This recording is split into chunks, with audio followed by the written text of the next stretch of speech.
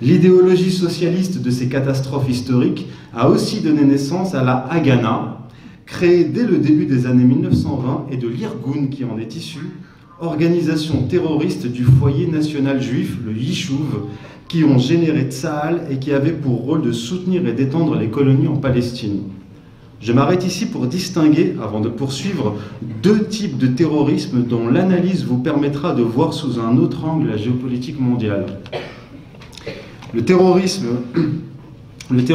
wahhabite sous pilotage américain, de corrosion, de fragmentation des nations et de conquête territoriale, et le terrorisme sioniste, par lequel je vais commencer, qui est un terrorisme de division et de provocation dont je retracerai brièvement l'histoire en la ponctuant par quelques événements clés. Alors que les Anglais avaient, à l'issue de la Première Guerre mondiale, créé le foyer national juif au profit des sionistes, l'Irgun mena dans les années 1940 des actions violentes contre l'Empire britannique finissant pour le chasser de Palestine, notamment avec l'attentat à la bombe ayant frappé les bureaux du mandataire britannique dans l'hôtel King David le 22 juillet 1946. Détail qui a son importance, les terroristes de l'Irgun s'étaient habillés pour l'occasion en arabe pour faire porter le chapeau palestinien. Nous avons là un bel exemple d'attaque sous faux drapeau.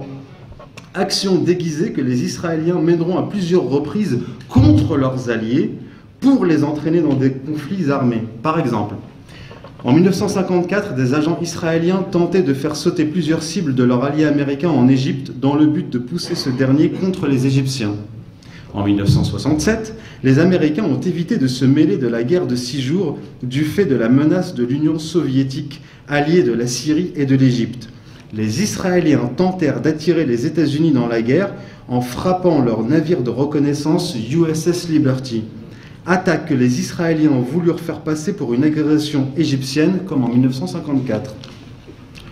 L'on retrouve le même schéma lors des attentats du 11 septembre 2001, qui entraînèrent définitivement les États-Unis dans une guerre contre une partie du monde musulman, conformément à la stratégie du choc des civilisations au service du projet israélien de redécoupage du monde musulman.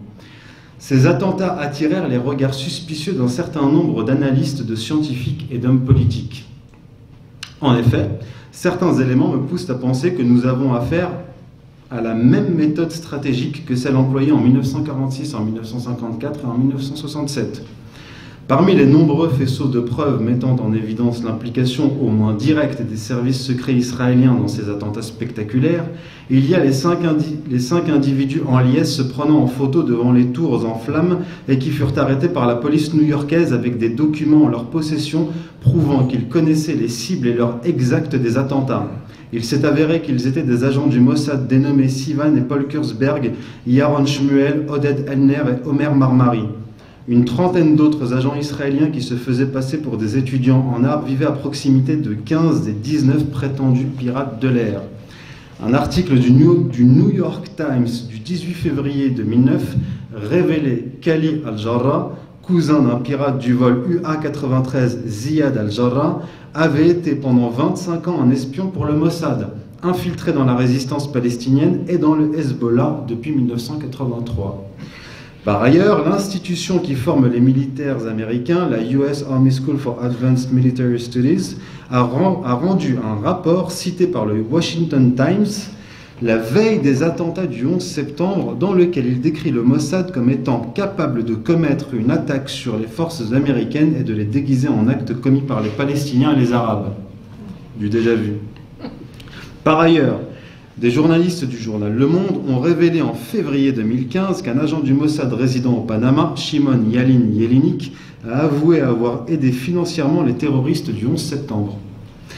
L'actuel Premier ministre israélien Benjamin Netanyahou a admis en se réjouissant que c'est à Israël que profite le crime. Le journal israélien Ma'ariv a rapporté le 17 avril 2008 les propos de Netanyahou qui a déclaré que les attentats du 11 septembre avaient été bénéfiques à Israël.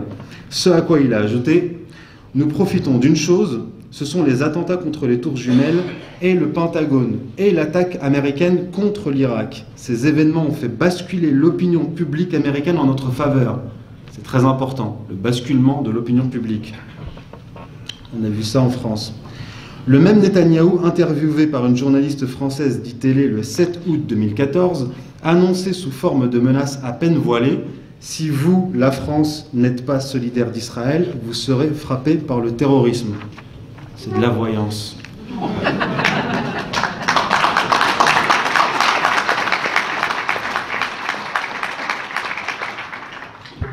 Nous n'avons pas en main les preuves tangibles de l'implication des services israéliens dans les attentats ayant frappé la France en 2012 et en 2015. Néanmoins, le journaliste du Figaro, Georges Malbruno, assez proche des services de renseignement, déclarait 17 jours après les attentats du 13 novembre 2015: la DGSI s'est opposée à l'aide proposée par Israël au lendemain des attentats à Paris, confie un militaire.